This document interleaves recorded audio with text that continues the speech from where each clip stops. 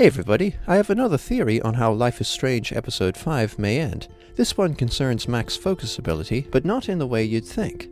First, can Max rewind with other people? Could Max hold Chloe, Kate, or someone else and reverse time around both of them?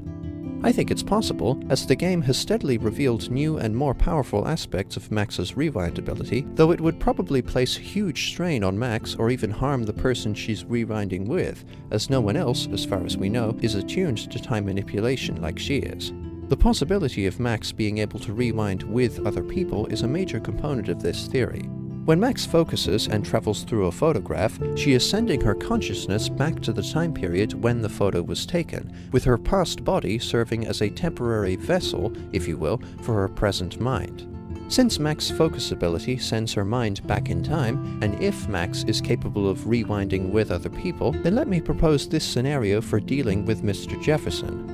If Max, brought to the dark room by Mr. Jefferson, can somehow get a hold of some of her photos, perhaps the class portrait, or maybe even the optional mirror selfie in Episode 2, focusing on and traveling back through the photo would give her a temporary escape, though her ability to avert her capture would be limited by the bounds of the photo. You never know though, if Max travels back to the class portrait, she could confront the past Mr. Jefferson about his heinous photography/abduction ring, put the fear into him, and have him, and also Nathan, arrested long before Max even reunites with Chloe. Anyway, back to Max imprisoned in the present dark room. If Max touches Mr. Jefferson while focus traveling with a photo, what would happen? Max's mind would go back in time to her body at the moment the photo was taken, which could be a few days or a month or more ago. No biggie. But if Mr. Jefferson is not in the photo, then his mind would have nowhere to go when Max sends them back in time. With no past body in the photo as a vessel for his mind, Mr. Jefferson's present consciousness could very well disperse into nothing or end up marooned in the past without a body. When Max returns to the present, the timeline would be unchanged, or only negligibly changed. She'd still be stuck in the dark room and Chloe would still be dead, but Mr. Jefferson would be dead or brain dead in the room. This method of defeating Mr. Jefferson would be a creative callback to the Sensen technology in Remember Me, Don't Nod Entertainment's first game. After all, Remember Me is a game about the degradation and removal of the mind, specifically of memories. It would also be a poignant culmination of some of Max's past actions.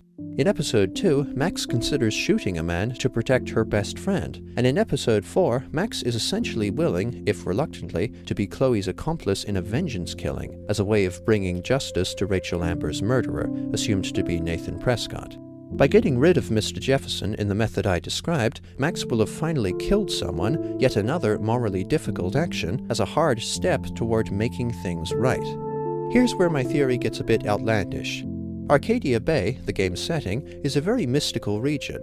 Even setting aside Max's time manipulation powers, the game is full of color and animal symbolism. The recurring doe, implied to be Max's spirit animal, is hinted to be Rachel's own spirit, and Samuel, the eccentric, gentle groundskeeper at Blackwell Academy, claims that Arcadia Bay is a living, feeling entity. What if the mind of Arcadia Bay is Mr. Jefferson? If Max kills Mr. Jefferson by focusing him back through a photo he's not in, Mr. Jefferson's mind might not disintegrate in the past, but instead be absorbed into the ether as a disembodied intelligence in Arcadia Bay. This could lead to an amazing surreal twist, with Mr. Jefferson being both the primary antagonist and a benevolent pulling force for Max and Chloe. With Mr. Jefferson as the incorporeal soul of Arcadia Bay, Mr. Jefferson may have given Max her rewind ability, both to expose Rachel's fate and the dark room, as he has seen the error of his ways and wants to correct it, and, he believes, through the resulting time loop, ensure his own existence as Arcadia Bay's spirit. But if Mr. Jefferson's quote-unquote death warped or fragmented his personality, then another, angrier aspect of his consciousness may be causing the future tornado to cover up the dark room. Now that Mr. Jefferson as a physical living person in the present is dead, Max will hopefully be able to track down Warren and use his selfie to travel back however many hours to avert Chloe's murder, as Mr. Jefferson will still be physically alive in the immediate past. By having Mr. Jefferson apprehended or killed in a different way, i.e. not through focus displacement, this will create a modified timeline in which Mr. Jefferson's mind does not become the spirit of Blackwell, and therefore the angry cover-up tornado will never happen. Would Max keep her powers after this reshuffling of time? More importantly, would Max and Chloe still remember these events?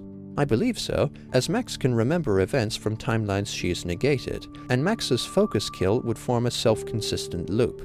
Besides, even though Max and Chloe's actions would cancel the loop in which Mr. Jefferson is killed, gives Max her powers, and triggers the tornado, these events did still happen, and their consequences should last.